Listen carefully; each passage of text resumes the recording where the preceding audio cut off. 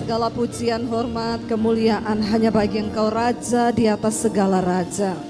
Terima kasih Tuhan, buat kesempatan hari ini kami boleh ada di rumah-Mu, di dalam hadirat-Mu Bapa. Karena itu kami rindu, biar Tuhan memperlengkapi, berbicara bagi kami. Kami rindu mendengarkan suara-Mu bagi kami Tuhan. Karena itu kami buka hati kami bagi firman-Mu. Urapi hamba-Mu yang tidak ada apa-apanya Tuhan. Di dalam nama Yesus. Yang percaya Tuhan di tengah kita, memberkati kita, katakan bersama.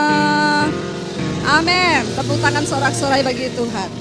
Silakan duduk Bapak Ibu, Shalom. Apa kabarnya hari ini?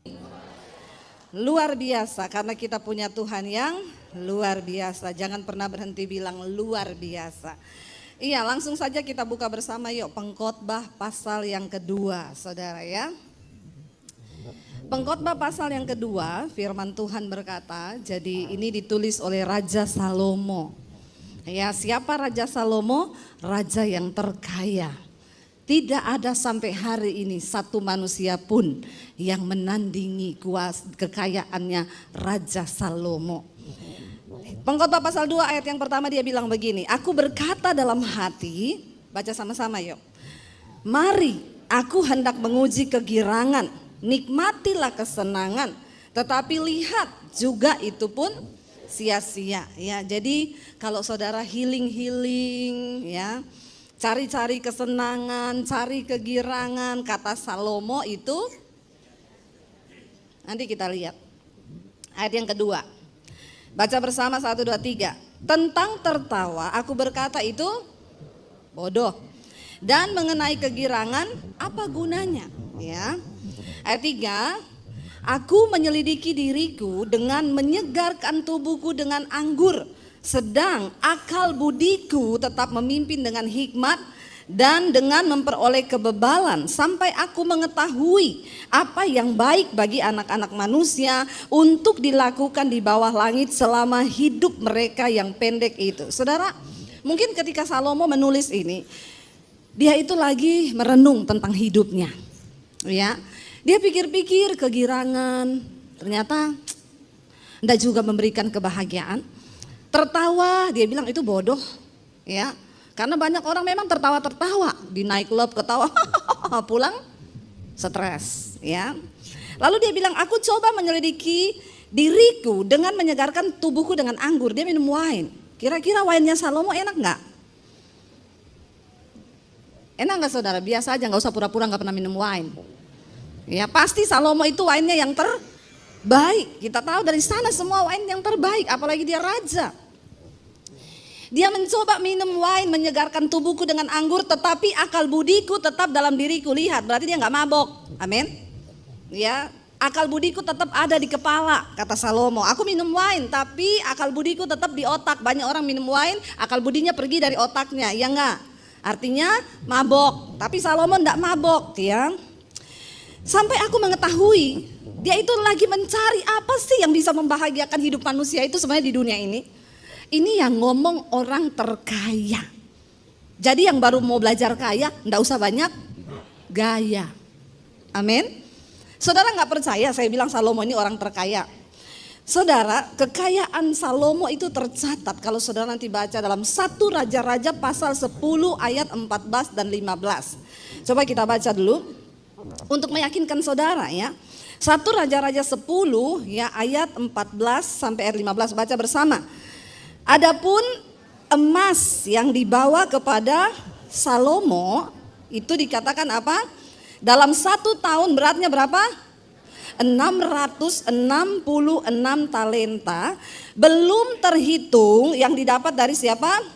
Saudagar-saudagar dan dari pedagang-pedagang dan dari semua raja Arab dan bupati-bupati di negeri itu. Saya mau kasih tahu sama saudara.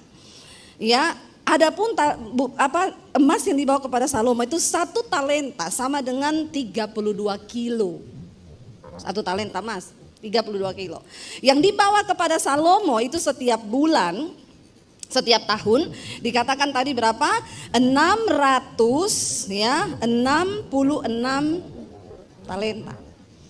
Ya, coba kalau saudara kalikan kilo lalu dikalikan gram, itu jatuhnya 21.312 kilogram setiap tahun.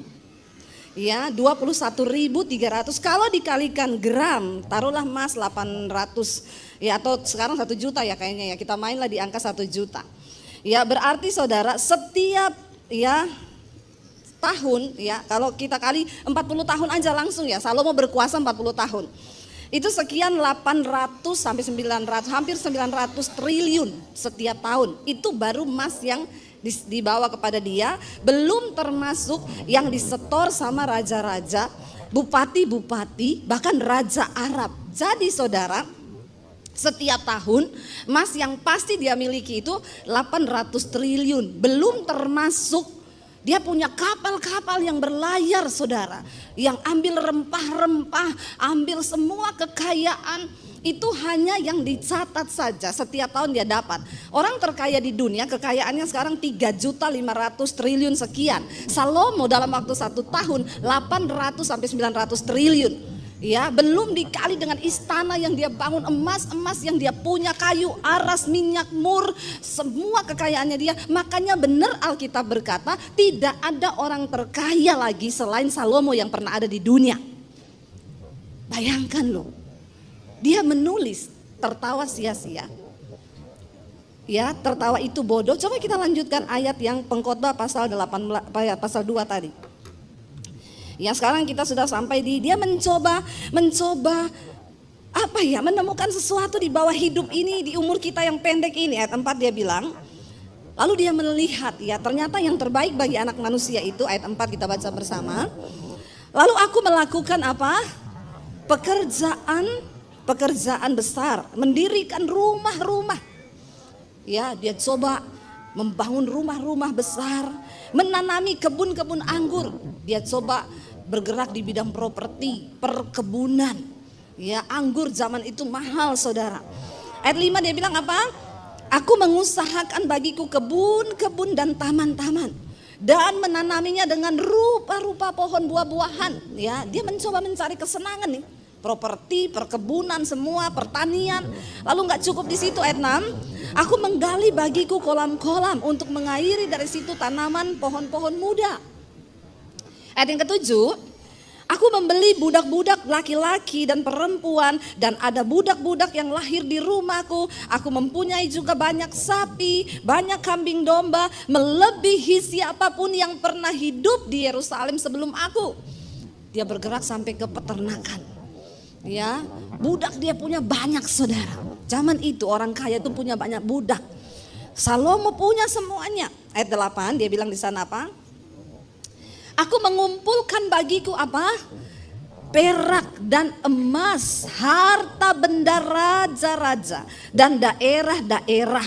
Saudara, harta kalau yang bawa emas kepada Salomo itu raja-raja Arab. Itu emas-emas tua. Perak-peraknya, belum batu-batu berlian yang dia punya, batu permata yang dia punya itu saudara, tidak ada yang bisa menandingi harga. Ya, dan kalau ditaksir memang benar Salomo ini kaya banget. Dia kumpulin harta semuanya punya saudara. Makanya kalau hari ini engkau berpikir kekayaan, harta yang kau punya, berlian yang besar-besar, itu akan membuat engkau bahagia. Maaf loh, kita belajar dari seorang yang sudah punya semuanya. Kalau saya ngomong kan saudara bisa bilang, Bu Debbie ngomong gitu karena rumahmu gak sebesar aku. Ya, perhiasanmu gak sebesar aku, berlianmu gak sebesar aku, di lemariku ada berlian segini. Salomo yang ngomong, bukan saya. Salomo, catat baik-baik.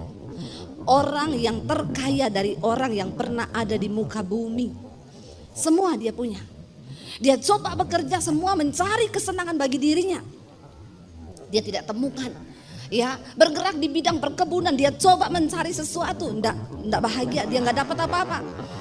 Dia mengumpulkan baginya juga perak, emas, harta benda raja-raja loh, bupati semua. Kenapa saudara? Salomo itu pada waktu Salomo ini raja ketiga. Raja pertama adalah Saul. Ketika Saul mati, Tuhan mengangkat Daud menjadi raja. Lalu ketika Daud itu mengalahkan semua tanah-tanah, dia rebut untuk Israel, dan Daud itu tangannya banyak darah karena dia banyak bunuh untuk merebut tanah. Makanya ketika Daud di hari tuanya, dia mau mendirikan rumah bagi Tuhan. Tuhan bilang, enggak, kamu enggak bisa mendirikan rumah bagiku. Karena tanganmu itu berlumuran darah. Anakmu yang akan membangun rumah bagiku, yaitu Salomo. Kenapa? Ketika Salomo naik menggantikan bapaknya Daud menjadi raja ketiga, dan Salomo itu udah enggak perang. Karena Israel sudah aman.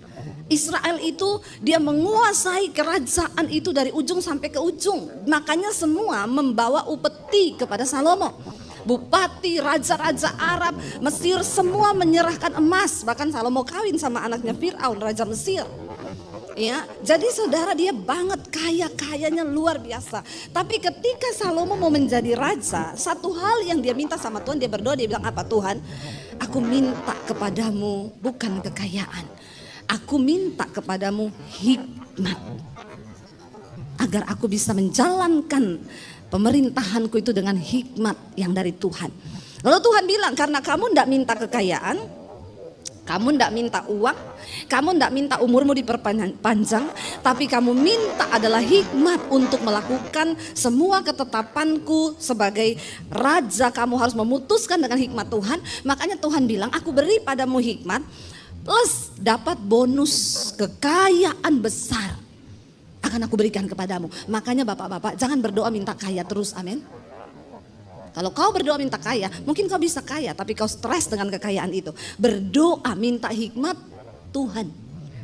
Ketika engkau berdoa minta hikmat Tuhan, bonusnya dikasih kekayaan.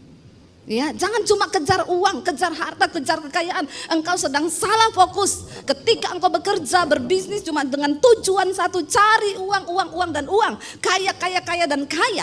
Engkau sedang gagal fokus. Kau gak bakalan dapat apa-apa. Tuhan bilang, karena kau minta hikmat untuk bisa melakukan tugas sebagai raja sesuai dengan ketetapanku, maka aku beri hikmat engkau. Dan bonusnya kekayaan, kehormatan, dan kemuliaan. Wow enggak saudara? Wow, ya kita semua butuh hikmat Tuhan. Akhirnya Salomo naik menjadi raja. Semua mendengar tentang hikmat Allah yang begitu luar biasa. Sehingga raja-raja di sekeliling Israel setiap itu datang kepada Salomo untuk mendengar perkataan hikmatnya. Loh, orang itu kalau berhikmat, orang datang cari kau saudara, amin. Itu sudah pasti, kalau hikmat Tuhan ada padamu, ya, berkat akan mengejar hidupmu. Ya, asal punyalah hikmat Tuhan. Setiap hari raja-raja, saudagar-saudagar kaya, bupati, kepala daerah, bahkan orang-orang kaya ternama dari bangsa-bangsa datang untuk mendengarkan hikmat Salomo. Wow, luar biasa. Mereka datang itu, tentunya orang kalau datang kan tidak dengan tangan hampa toh. Mau mendengar hikmat, tentu bawa persembahan. Itu udah pasti, saudara, jangan bingung ya. Saya ini mengucap syukur ya. Ya mungkin Tuhan kasih hikmatnya sedikit kepada saya ya. Firman Tuhan itu hikmat. Banyak orang hari ini kepengen ketemu saya. Kepengen saudara, tiap hari tuh undangan Bu bisa makan bareng, pengen sharing-sharing sama ibu, cuma pengen denger firman yang kita sampaikan. Apa sih hikmat Tuhan tuh firman? Ya, nanti saudara kalau saya ada waktu, oke Bu, hari ini saya di Jakarta ada waktu, kita ketemu jam berapa? Mereka datang.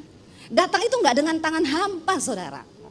Itu sudah pasti, saya nggak usah minta, saya nggak usah mengemis, nggak usah. Ya, orang itu janji Tuhan. Kalau engkau punya hikmat, bonusnya berkat, kemuliaan itu Tuhan beri. Saya hari ini sangat menikmati. Ya, saya bisa pakai sepatu 15 juta, saya enggak beli. Ini upeti dikasih orang. Enggak usah iri sama saya, amin. Ya, enggak usah iri. Bu Dewi sekarang hedon, pakainya merek-merek. Lah dikasih masa enggak saya pakai? Iya enggak? Ya dikasih dipakai dong. Salomo dikasih ya diterima. Masa disuruh bawa pulang? Saya pakai tas mahal, itu enggak saya beli. Upeti. Yang penting jangan minta. Loh, orang itu pengen ketemu saya itu, kalau dia ngasih sesuatu saya terima, seneng, dia seneng loh. Seneng banget loh. Ya, apalagi kalau saya pakai, Bu saya seneng banget. Ibu pakai baju saya, khotbah, aduh saya seneng banget loh saudara. Ya, seneng dia. Jadi saya nih baju, sepatu, udah gak usah beli, tas gak beli saya. Ya, orang itu pengen ketemu, dengar hikmat Tuhan, ngobrol, kasih tahu janji Tuhan, kasih tahu firman Tuhan, senang mereka. Dan yang pengen ketemu itu juga bukan hanya orang-orang biasa, saudara, orang-orang luar biasa. Ya, saya ditelepon, Ibu bisa makan nggak, Bu, bisa ini nggak? Ya itu janji Tuhan. Nggak usah iri kalau ada pendeta diajak makan sama pejabat, ya memang ya sudah itu, ya. Ada yang bilang, Bu Dewi sekarang sombong, nggak mau diundang di gereja saya, katanya full. Lah dulu saya nggak ada jadwal, kau tidak undang saya. Dulu saya nggak ada jadwal, saudara, nggak ada pelayanan, saya tawar-tawarkan diri, orang nggak mau. Ya Pak, undang saya lah di gerejamu. Enggak, siapa kamu Debbie Basir? Nah, sekarang setelah saya begini, kok Ibu nggak mau datang? Bukan nggak mau datang, memang Tuhan itu membawa kita itu ya gimana ya, diakui atau tidak, saudara. Saya pun tidak bermimpi dan tidak pernah berharap ada di tempat seperti hari ini. Banyak orang yang kepengen ada tempat seperti hari ini, tapi juga nggak bisa. Itulah anugerah, amin. Minta hikmat Tuhan. Salomo nggak bisa menolak. Orang bupati datang, raja-raja Arab datang, minta janji. Pasti sekretarisnya Salomo bilang, Pak, Raja Arab, saya mau ketemu Raja Salomo kapan ya? Saya mau datang bawa upeti, mau dengar hikmat, kata Alkitab. Maaf ya Pak, ini Raja Salomo sudah full, bisanya tahun depan, mau enggak? Mau ya enggak? Iya, bayangkan semua saudagar orang kaya-kaya pengen ketemu. Ya pasti ada jadwalnya. Ya ada jadwalnya. GSJS Bu minta tiap bulan, enggak bisa Pak. Ya, nanti tahun depan lagi kita ketemu. Kan dibagi-bagi tuh saudara. Saudara, itu janji Tuhan. Salomo menikmati kelimpahan apa yang Tuhan janjikan. Hikmat aku berikan. Plus kemuliaan, kehormatan. Orang akan mencari engkau karena hikmat Allah yang ada di dalam dirimu, kata Tuhan. Tuh raja-raja pengen ketemu loh. Saudara, akhirnya dia itu dalam kekayaannya. Dia mencoba menemukan kebahagiaan loh. Kurang apa coba? Dihormati raja-raja, semua datang mendengarkan. Dia bangun rumah-rumah besar, dia bikin pertanian kolam, diairi, tanami pohon-pohon, berharap dia bisa menikmati hidup. Tapi ternyata enggak juga. Ayat 8, aku mengumpulkan bagiku juga perak dan emas, harta benda raja-raja dan daerah-daerah. Lalu dia bilang gini, aku mencari bagiku apa? Biduan-biduan dan biduanita dan yang menyenangkan anak-anak manusia, yakni banyak gundik. Dia undang semua penyanyi terkenal datang ke istananya nyanyi. Mungkin hari ini kalau sudah ada Salomo, Inul diundang. Ya. Diundang penyanyi-penyanyi terkenal, siapa? Justin Bieber diundang. Biduanita. Pasti yang nyanyi depan Raja Salomo bukan penyanyi yang fals. Amin. Penyanyi terbaik. Karena dia berpikir akan dapat penghiburan, kebahagiaan dalam jiwanya. Lalu bukan cuma itu, dan yang menyenangkan anak-anak manusia, yaitu banyak gundik. Memang ternyata menyenangkan ini bagi bapak-bapak ya. Ya, tapi bukan bapak-bapak di sini ya. Amin ya bapak-bapak ya. Karena ada istrinya di samping. Banyak gundik itu menyenangkan loh, Salomo bilang loh ya. Jadi enggak usah bilang pura-pura, tidak. Memang yang menyenangkan zaman dulu kan boleh orang punya istri banyak, apalagi raja. Ya, bayangkan tercatat Salomo itu punya wanita yang di sampingnya itu berapa saudara? 700 gundik, 300 istri. Jadi 1000 totalnya, 1000. Kalau ketemu satu hari 3 tahun setengah baru ketemu. Iya. Ya, 3 tahun setengah ketemu 1. Itu 1000. Bapak-bapak mau punya gundik 1000? Mati kau, mati. Nggak usah 1000, 2 saja. Coba kau selingkuh, punya peliharaan 2, 1 istri sah, 1 selingkuhan. Pasti kau kena serangan jantung. Cekot-cekot jantungmu ya. Siapa bilang enak? Nggak enak. Ini Salomo loh, orang kaya yang sudah menulis ini. Ya kaya banget, boleh, dia raja, bebas mau pilih siapa aja yang dia mau nikahi. Semua yang tercantik dari semua wilayah. Seleksi untuk menjadi gundiknya Salomo tidak gampang. Dan hampir semua istri dan gundiknya itu semua putri-putri raja. Badannya harum, di Mesir, tinggi-tinggi, cantik-cantik saudara. Ya mirip-mirip saya begini. Masalah buat lo, masalah. Kayaknya kok tertawanya mengejek sekali ya. Salomo itu 700 loh. Dia coba mencari kebahagiaan hati. panggil penyanyi, undang penyanyi, bikin rumah, bikin taman, bikin ini, ya punya banyak gundik. Ayat yang ke-9. Dengan demikian aku apa? Menjadi besar, bahkan lebih besar daripada siapapun yang pernah hidup di Yerusalem sebelum aku. Dalam pada itu hikmatku tetap tinggal di dalam dia, hikmat Tuhan itu. Ayat 10, aku tidak merintangi mataku dari apapun yang dikehendakinya. Dan aku tidak menahan hatiku dari sukacita apapun. Sebab hatiku bersukacita karena segala jeripayahku. Itulah buah dari segala jeripayahku. Orang kaya bebas. Ya, dia lihat apa? Berapa itu tas? Ya, 4 triliun beli. Kalau saudara masih pakai yang cuma 1 M, enggak usah sombong, enggak usah. Salomo itu tasnya 4 triliun. Amin. Orang Indonesia itu ya baru pakai harganya 1 M, jalannya udah beda. Ketemu orang gak mau senyum, alergi. Ya, apalagi ada yang mereknya begitu tapi belinya di pasar Atom. Lebih sombong lagi kau, pakai palsu, kepalanya diangkat tinggi. Nggak usah ya. Jangan sombong ya. Salomo, dia nggak merintangi matanya dari apa yang dia pengen. Dari apa yang dia lihat. Ya, lewat berapa itu? Mobil berapa? 10 triliun, beli. Ya. Beli. Orang setahun 800 triliun itu yang tidak terhitung, itu cuma yang sudah pasti, belum yang lain. Bebas, orang kaya mah bebas, betul gak?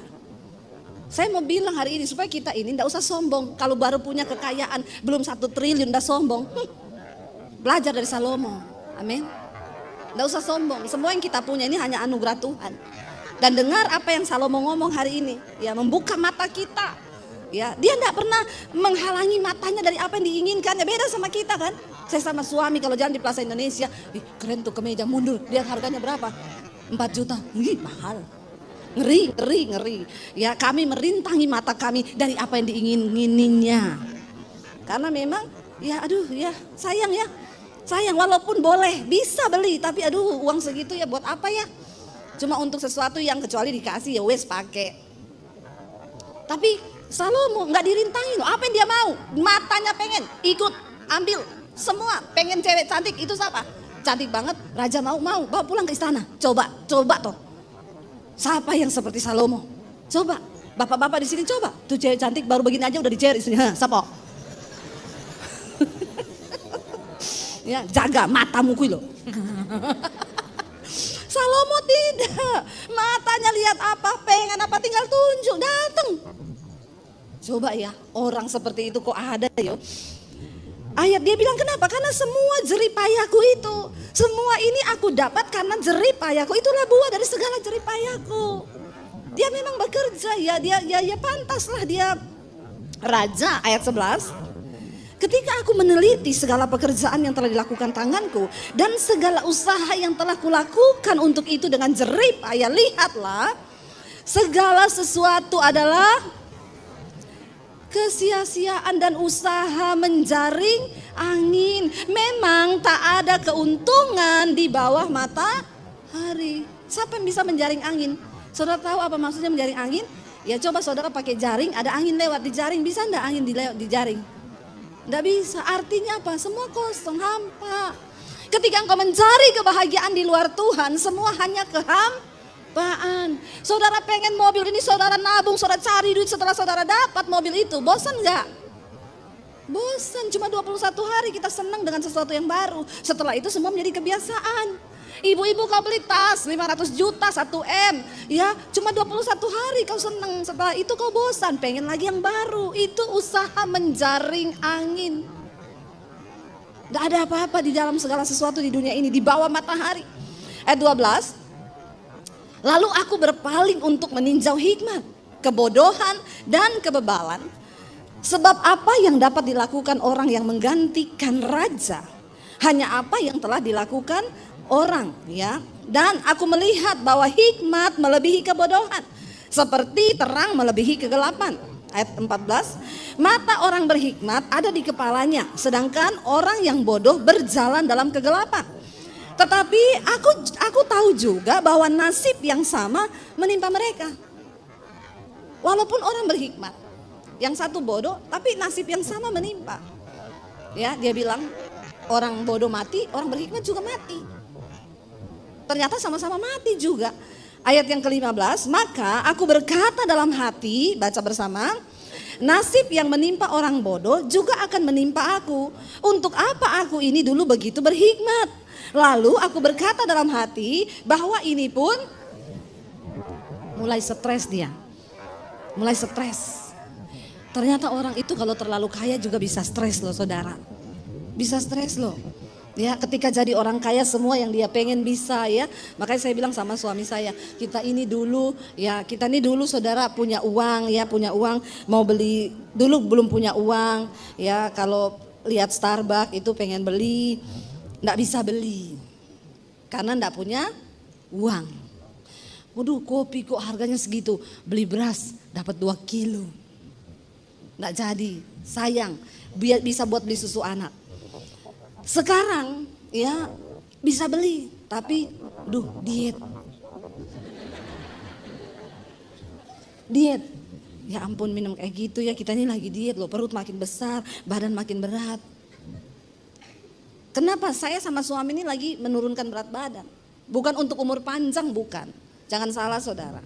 Engkau nge-gym, engkau diet, engkau minum vitamin, bukan untuk memperpanjang umur. Karena umur tetap di tangan Tuhan. Kenapa kita ini menurunkan berat badan?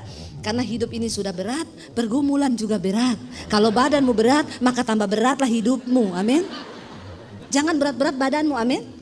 Ya, itu saja, itu, cuma itu. Kenapa kita pengen kurus? Ya supaya hidup ini tidak terlalu sebab pergumulan akan berat. Nasib yang sama menimpa orang bodoh dan orang bijak. Ya, pergumulan akan tetap datang. Kematian akan tetap menghampiri. Jangan kau pikir setelah kau nge-gym, kau olahraga, umurmu panjang. Ada atlet di gym mati di gym ketiban alat berat. Iya toh? Masih muda enggak? Muda, sehat-sehat, badannya kering, ototnya kenceng. Tapi ternyata enggak sanggup menahan beban alat. Mati di tempat gym. Jadi kita ini olahraga, kita sehat, kita ini mau ini menurunkan badan, minum vitamin bukan untuk umur panjang, jangan sesat. Hanya untuk supaya engkau hidup sehat. Itu aja ya, karena kalau sakit-sakitan pelayanan, aduh kita ini pelayanan ya tiap hari turun naik pesawat, turun naik mobil, turun naik kereta, kemana-mana, bayangkan koper udah berat, kalau badan berat. Nggak enak saudara, nggak enak. Ya, jadi kita mengurangi, ya nggak usah harus minum obat, harus begini, nggak usah, ubah lifestyle-mu. Kalau tadinya makan nasi satu-satu, bahkan kadang 1,5, sekarang nggak, 1 nasi bagi 2. Nggak usah yang terlalu aneh-aneh. Ya sekarang kurangi, nggak usah makan roti, nggak usah makan gula, ya pokoknya ya hidup sehat lah saudara. Ya itu aja. Salomo berkata di sini, dia bilang ya nasib itu menimpa semua orang bijak, semua orang berhikmat juga nasibnya sama. Apa yang menimpaku? Jadi aku pikir dalam hati, aku berkata, ya kenapa dulu aku ini terlalu berhikmat? Tapi lihat ayat 16. Karena tidak ada kenang-kenangan yang kekal, baik dari orang yang berhikmat maupun dari orang yang bodoh. Sebab pada hari-hari yang akan datang, semuanya itu sudah dilupakan dan orang yang berhikmat mati juga, seperti juga orang bodoh, dua-dua mati. Dan gak ada kenangan yang kekal. Orang berhikmat mati, orang bodoh mati. Dua-dua dilupakan. Nggak ada saudara, seberhikmat apapun ya atau sebaik apapun suamimu, ada ibu-ibu yang bilang begini, suamiku jangan ditaruh di kuburan ya, biar dia tetap di kamar sini diawetkan. Ada? Supaya kita tetap ingat dia terus. Nggak ada toh? Yang ada saudara takut, saudara nggak berani tidur di rumah itu, bahkan semua orang takut, ih ada setan di situ. Ya baik apapun kau, kalau sudah mati tetap kau dianggap setan. Ya enggak? Bener kan? Bener. Jadi dia bilang semua sama nasib ini. Orang bodoh mati, orang bijaksana mati. Ayat 17. Oleh sebab itu aku membenci hidup. Orang terkaya, berhikmat, punya semuanya. Sempat keluar kata-kata, dia bilang aku membenci hidup. Stres.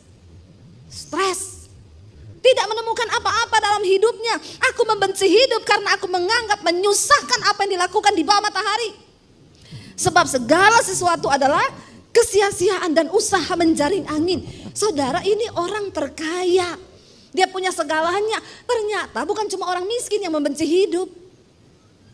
Salomo raja terkaya yang punya segalanya, 1 tahun 800 triliun itu sudah pasti masuk. Stres dan bilang, aku benci hidup. Kalau yang ngomong gini, orang yang gak ada kerjaan, mau makan aja susah, dia bilang benci hidup, wajar, ya enggak? Tapi sekarang saya temuin juga orang udah susah, Bu, saya ini susah banget, terlilit hutang, Bu, depresi, Bu. Udah susah, iya berat beban saya, Ibu. Mau saya doakan biar kembali ke rumah Bapak? Enggak, Bu, jangan Bu. Padahal hidupnya sudah berat, utangnya banyak, mau didoakan mati enggak mau loh. Masih suka hidup. Salomo membenci hidup. Ya, kita lihat saudara. Dia bilang di sana apa? Karena aku menganggap menyusahkan apa yang dilakukan di bawah matahari, sebab segala sesuatu adalah kesia-siaan dan usaha menjaring angin. Aku membenci segala usaha yang kulakukan dengan jerih payah di bawah matahari, sebab aku harus meninggalkannya pada orang-orang yang akan datang sesudah aku. Dia bilang, aku ini bekerja keras, nanti yang akan menikmati orang yang datang sesudah aku. Memang itu sudah garis hidup. Makanya bapak-bapak, ibu-ibu jangan terlalu ngoyo dengan hidup ini. Nanti kita lihat apa yang dibilang Salomo pada akhirnya. Engkau berusaha, jerih, lelah, bersusah payah, kau mati, kau tinggalkan itu semua bagi orang yang hidup. Dan belum tentu orang itu bersusah payah. Ya, dia menikmati semua yang sudah kau tinggalkan. Dan siapakah, ayat 19, dan siapakah yang mengetahui apakah orang itu berhikmat atau bodoh? Meskipun demikian, ia akan berkuasa atas segala usaha yang kulakukan di bawah matahari. Jadi dia bilang, kalau aku mati, kan nanti yang gantikan aku, iya kalau dia berhikmat. Siapa tahu itu orang bodoh yang menggantikan aku. Konyol enggak saudara? Konyol kan? Saya sudah setengah mati berhikmat, yang menggantikan saya itu orang bodoh. Siapa yang tahu? Ya, dan dengan jerih payah dan dengan mempergunakan hikmat itu pun sia-sia. Ayat 20. Dengan demikian aku mulai putus asa. Ada di antara saudara yang hari-hari ini sudah mulai putus asa dengan hidupmu? Engkau tidak menemukan ketenangan, kenyamanan. Ya, hati-hati loh saudara terhadap segala usaha yang kulakukan dengan jerih payah di bawah matahari. Ayat 21. Sebab kalau ada orang berlelah-lelah dengan hikmat, pengetahuan dan kecakapan, maka ia harus meninggalkan bahagianya itu kepada orang yang tidak berlelah-lelah untuk itu. Yang menikmati nanti orang lain. Dikatakan di sana, ini pun kesia-siaan dan kemalangan yang besar. Jangan sampai kita ini di dunia sudah bercapek-capek berlalu-lalu cari uang, cari harta, tapi kita tidak dapat karunia untuk menikmati semua berkat yang Tuhan beri. Makanya saya selalu berkata, penjaga villa lebih menikmati daripada yang punya. Ini loh maksudnya Salomo itu. Ya, yang punya villa di Jakarta cekot-cekot bayar cicilan, ditagi pajak, dikejar-kejar, penjaga villa anaknya berenang, istrinya goreng pisang. Yang jaga villa merokok di samping kolam. Sini nak makan pisang goreng. Ini nasib yang menimpa. Ya, yang menjaga villa itu mungkin orang bodoh, dia tidak sekolah. Tapi yang berhikmat yang sekolah, dia bekerja untuk yang bodoh ini. Tapi yang menikmati siapa? Saya tanya, Bapak jaga villa sudah berapa lama? 20 tahunan ada, Bu. Terus kalau villa rusak, saya telepon yang punya villa, dia yang benerin. Jadi yang dapat karunia menikmati siapa saudara? Terus Bapak digaji tiap bulan? Iya, gaji saya utuh. Ya, kalau bocor apa, listrik gini-gini, AC rusak, telepon yang punya villa, Pak. Ininya rusak, oh iya tolong panggil tukang, berapa itu? 15 juta, iya saya transfer sekarang ya. Siapa yang bekerja untuk siapa? Bodoh kalau kau tidak mengerti arti hidup ini. Bodoh, itu yang Salomo bilang, bodoh. Buat apa kau punya segalanya, berjerih lelah, punya hikmat, kalau engkau putus asa dengan hidup, benci dengan hidup. Ayat 22, apa faedahnya yang diperoleh manusia dari segala usaha yang dilakukannya dengan jerih payah di bawah matahari dan dari keinginan hatinya. Bayangkan loh, dia sudah ikuti semua keinginan hatinya, keinginan matanya. Ayat 23, baca, seluruh hidupnya penuh kesedihan dan pekerjaannya penuh kesusahan hati. Bahkan pada malam hari hatinya tidak tentram. Ini pun sia-sia. Bagi saudara yang amnesia, tidak bisa tidur, insomnia, amnesia. Kalau insomnia terus-menerus bisa jadi amnesia. Nanti lupa. Nggak bisa tidur. Tiap malam tidak ada tentram hati. Minum obat penenang. Saya dapati banyak orang kaya. Kalau tidur harus minum obat. Orang miskin enggak, belum sampai pintu rumah sudah ketiduran depan pintu. Kenapa? Capek bekerja. Capek. Makanya saya kalau orang kaya, Bu Debbie doakan saya, Bu. Kenapa? Saya hari-hari ini enggak bisa tidur. Saya cuma bilang, Bapak Ibu kurang capek itu. Kurang capek. Coba lari-lari keliling rumah 10 putaran. Kau pulang pasti kau tidur. Kalau tubuhmu capek, maka otakmu juga ikut tidur.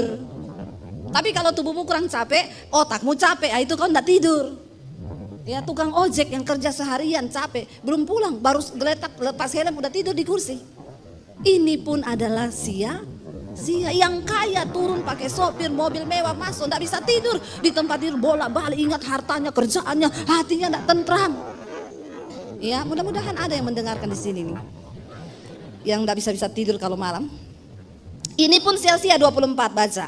Tidak ada yang lebih baik bagi manusia, ya, dia bilang, daripada apa? Makan dan minum dan bersenang-senang dalam jeripayahnya. Apa yang paling bagus kata Salomo? Bersukaria dalam jeripayahmu itu makan minum, bersukacita, makan minum. Tapi dia bilang apa? Aku menyadari bahwa ini pun, biar kau punya uang, biar kau punya segalanya, kesenangan, kebahagiaan itu hanya datang dari tangan Tuhan. Tepuk tangan buat Tuhan. Tuhan, hanya dari tangan Tuhan. Sekaya apapun engkau, ini yang tulis Salomo, yang setahun sudah pasti masuk berapa tadi? 800 triliun.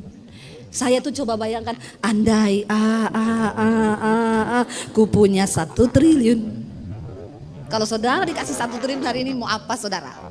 Kipas-kipas, Bu.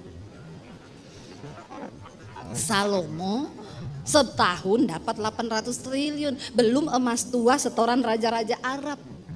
Itu bisa ngomong, aku membenci kehidupan.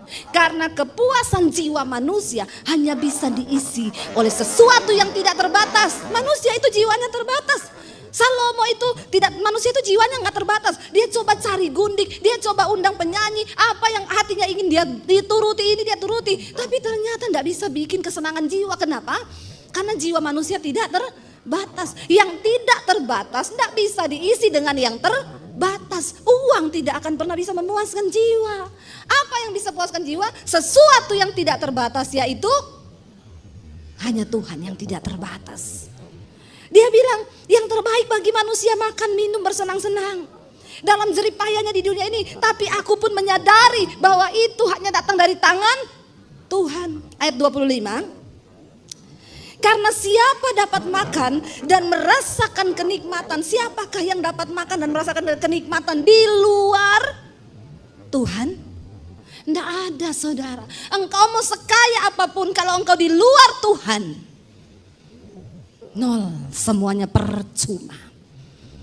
Tapi sebaliknya, engkau punya uang pas-pasan. Engkau makan hanya apa yang ada, cuma tempe goreng sama sambal. Tapi kalau engkau berada di dalam Tuhan, itu pun suatu kebahagiaan di dalam Tuhan.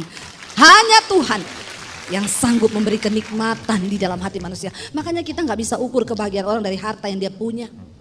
Ada orang kaya banget, mobilnya mewah, jalan sama istri, gak teguran. Ya, pakai jam 3 miliar, tasnya 2 miliar, semuanya miliar-miliar. Tapi rumah tanggamu gak bahagia. Ya, sama istri gak pernah omongan, sama anak-anak gak pernah bercanda, duduk bersama, makan, tertawa. Kalau di restoran duduk, semua pegang HP, anaknya pegang HP, istrinya pegang HP, maknya pegang HP, itu tanda-tanda. Siapa? Dia bilang, siapa dapat makan dan merasakan kenikmatan di luar Tuhan? Tidak ada. Ayat 26 kita baca. Karena kepada orang yang dikenannya, ia mengaruniakan hikmat, pengetahuan, dan kesukaan. Apa yang harus kita kejar di dunia ini? Jadilah orang yang berkenan di hadapan Tuhan. Kepada orang yang dikenannya, dia akan beri hikmat, pengetahuan, dan kenikmatan, kesukaan itu ada. Ya, tetapi orang berdosa nih yang suka bikin dosa angkat tangan, yang masih suka selingkuh, yang masih kepahitan, masih melakukan segala dosa, tetapi orang berdosa ditugaskannya untuk apa?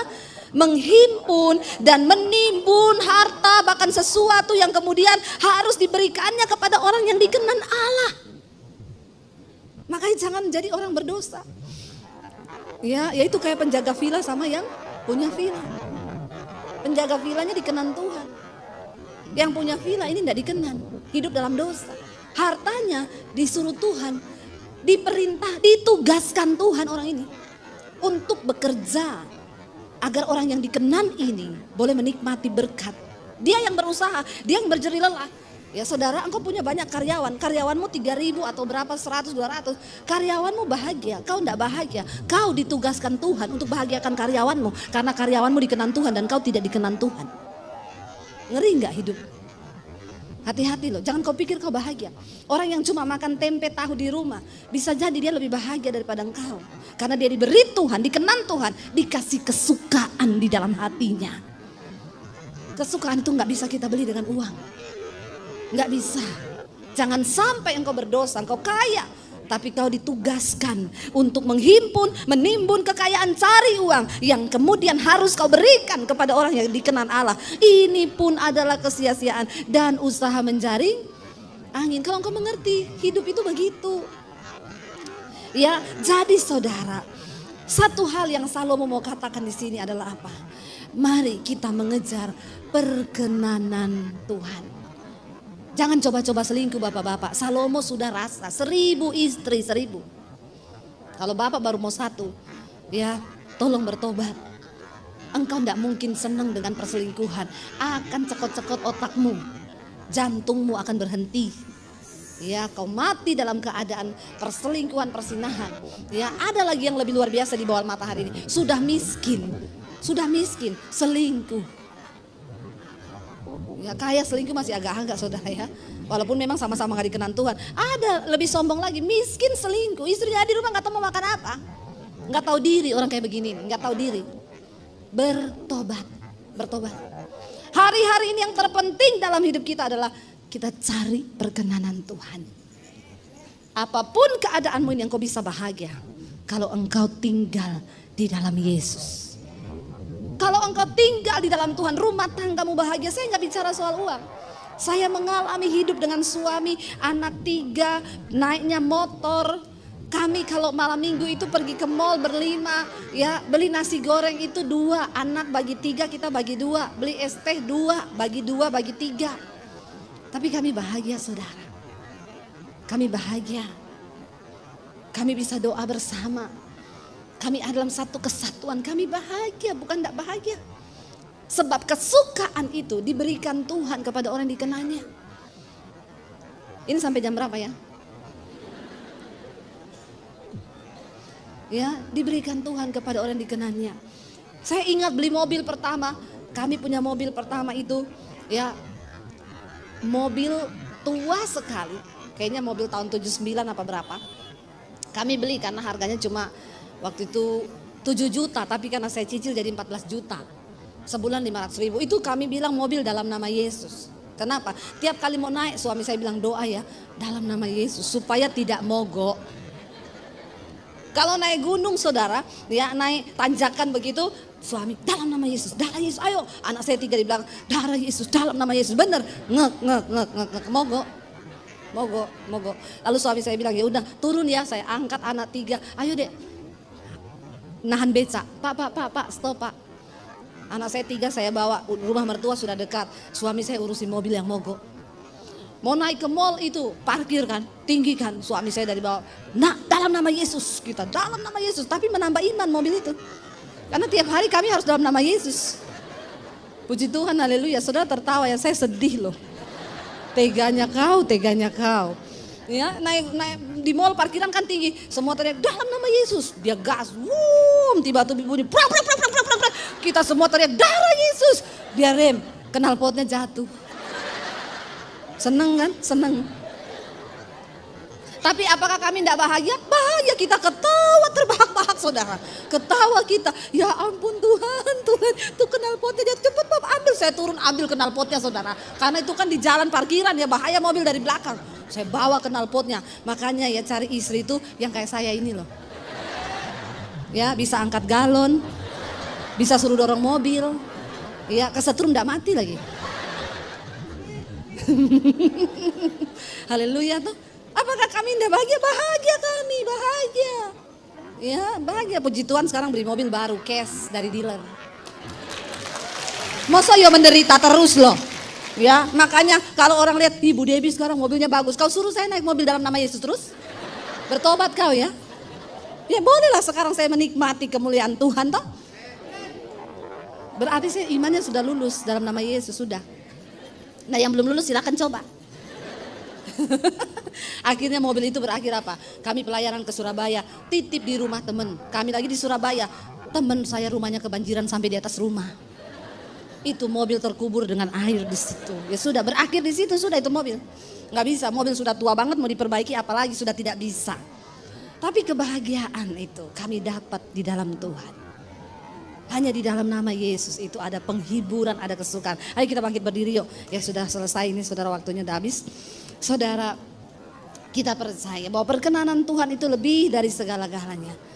Kita percaya dalam setiap musim hidup kita, waktu kita berjalan bersama dengan Tuhan. Disitulah kita menemukan saudara, ada kesukaan yang Tuhan berikan. Ada penghiburan dalam Tuhan. Kita bisa menikmati bukan karena merek yang kau pakai, bukan karena apapun di hidup ini, tapi di dalam Tuhan. Mari kita mau bilang, kami mengucap syukur Tuhan karena kami tahu dan percaya bahwa Engkaulah sumber kekuatan di hidup kami. Bahwa di dalam Yesus itu ada penghiburan, ada sukacita. Kita mau bilang di hadapan Tuhan, Engkau ada Tuhan dalam setiap musim hidup kami. Perkenanan-Mu itu yang membuat kami bisa berjalan bersama dengan Engkau. Terima kasih Tuhan buat anugerah-Mu. Engkau ada di hidupku. Engkau ada bersamaku. Terimalah berkat dari Allah Bapa, cinta kasih dari Tuhan Yesus Kristus, penyertaan Allah Roh Kudus yang akan memenuhi hati dan hidupmu mulai hari ini, bahkan sampai kali yang kedua Tuhan Yesus datang menjemput kita. Namamu tercatat di dalam kitab kehidupan. Di dalam nama Tuhan Yesus yang percaya diberkati Tuhan, kata